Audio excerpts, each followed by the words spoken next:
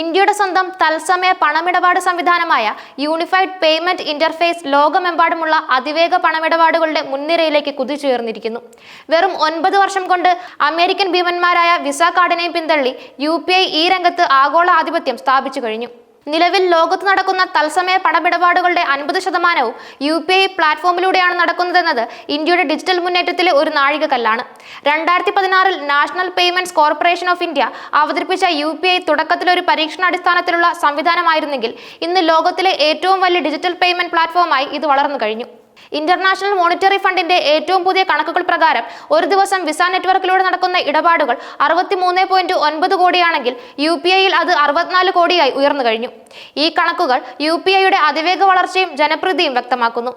കഴിഞ്ഞ ഒരു വർഷത്തിനിടെ UPI ഇടപാടുകളിൽ 32% വളർച്ച രേഖപ്പെടുത്തിയിട്ടുണ്ട്. 2024 ജൂണിൽ 1388 കോടി ഇടപാടുകൾ നടന്ന സ്ഥാനത്ത് ഈ വർഷം ജൂണിൽ ഇത് 1839 കോടിയായി കുതിച്ചുയർന്നു.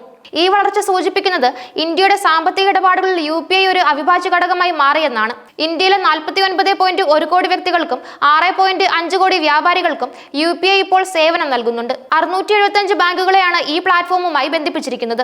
ഇത് ഉപയോക്താക്കൾക്ക് തടസ്സമില്ലാത്തതും വേഗതയേറിയതുമായ ഇടപാടുകൾ സാധ്യമാക്കുന്നു. സേവനദാതാവ് ഏത് ബാങ്കാണെങ്കിലും ഉപയോക്താക്കൾക്ക് വളരെ വേഗത്തിൽ പണം കൈമാറാനും സ്വീകരിക്കാനും സാധിക്കുന്നത് UPIയുടെ പ്രവർത്തന രീതി വളരെ ലളിതവും സുരക്ഷിതവുമാണ്.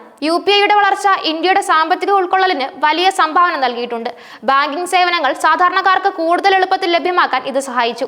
ഗ്രാമീണ മേഖലകളിലും ചെറുകിട വ്യാപാരികൾക്കിടയിലും ഡിജിറ്റൽ പേയ്മെന്റുകൾ പ്രോത്സാഹിപ്പിക്കുന്നതിൽ UPI ഒരു പ്രധാന പങ്ക് വഹിച്ചു. പണരഹിത സമ്പദ് വ്യവസ്ഥ എന്ന ഇന്ത്യയുടെ ലക്ഷ്യത്തിലേക്കുള്ള ഒരു വലിയ ചുവടുവയ്പായി ഇതിനെ കണക്കാക്കുന്നു. കറൻസി കൈകാര്യം ചെയ്യുന്നതിനുള്ള ചെലവ് കുറയ്ക്കാനും സുതാര്യത വർദ്ധിപ്പിക്കാനും UPI സഹായിച്ചു.